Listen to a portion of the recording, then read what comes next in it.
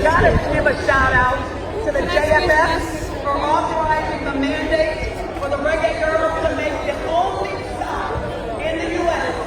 to the city of Maryland.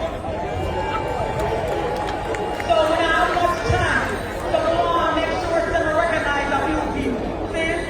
So the first person I want to recognize today is Laverne Deere. Laverne Deere has been instrumental in the Reggae Girls awareness campaign since 2013. She started the movement and we're taking the baton and we're handing out the gifts. So we need to make sure all of you support her. If you've not done so yet, go to www.reggaegirlsfoundation.com